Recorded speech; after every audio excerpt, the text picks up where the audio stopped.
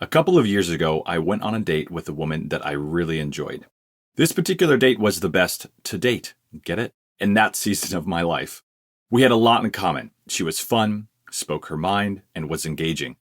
We had met on the apps, and I wasted no time nailing down a proper first date. We hit a cold plunge, and then went out to a nice sushi dinner together. I didn't avoid topics like my marriage, divorce, intention behind dating, passions, vulnerabilities, goofiness, and more. I didn't simply share. I inquired in a reciprocal fashion, showing her my desire to uncover topics of similar depth within her. Everything was on the table, metaphorically and literally, as we consumed a noteworthy amount of sushi. The evening concluded with her looking deep into my eyes as I dropped her off. She said, "I had a really nice night." I concurred, and I mentioned I wanted to see her again. Not even a week later, I went to a health awareness event with a friend.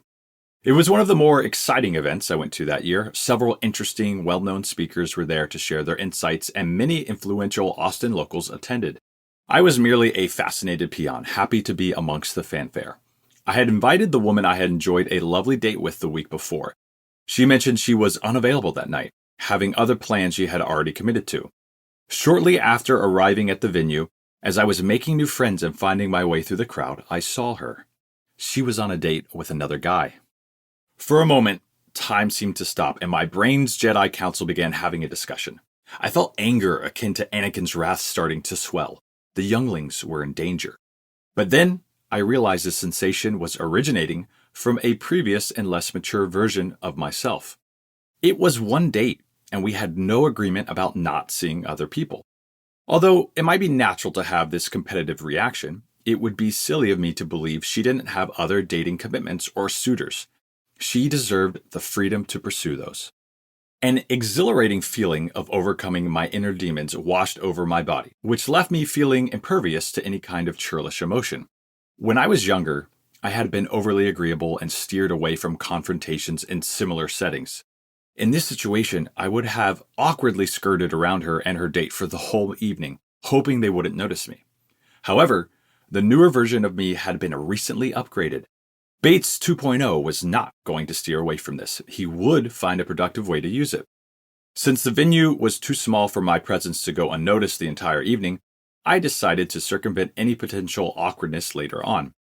I walked up to her, tapped her on the shoulder, and gave her a genuine smile. After all, I was truly glad to see her. She turned, shocked, and her eyes quickly grew to the size of dinner plates. "What are you doing here?" she asked. "I imagine the same thing you are," I replied playfully. She laughed, then paused.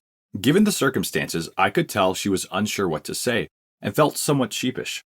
I decided to take the reins and ease her discomfort. "Are you on a date right now?" "Yes." She motioned with her head to a gentleman deeply immersed in discussion with a few guests behind her.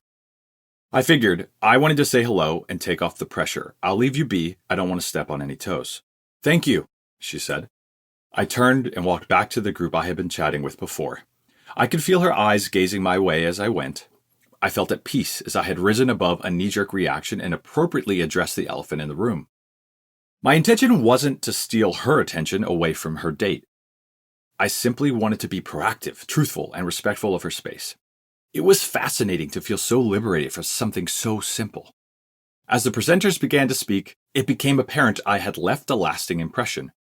She was in the front row, as her date happened to be a business partner of one of the most well-known speakers of the night. I was seated at a table toward the back of the venue with my buddy and a few strangers I was making friends with. Throughout the event, she glanced over her shoulder at me a few times, despite my table being in the opposite direction of the stage. Although I sensed this, I had removed my emotions from the outcome. After all, I had come here for a purpose, and it was not to win this woman's favor. I wanted to learn and nourish connections, so I focused on that. I fully intended to keep my word and not squash any toes.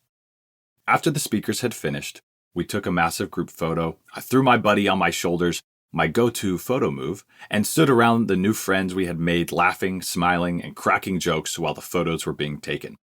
I didn't see this woman after the photo amidst all the mingling.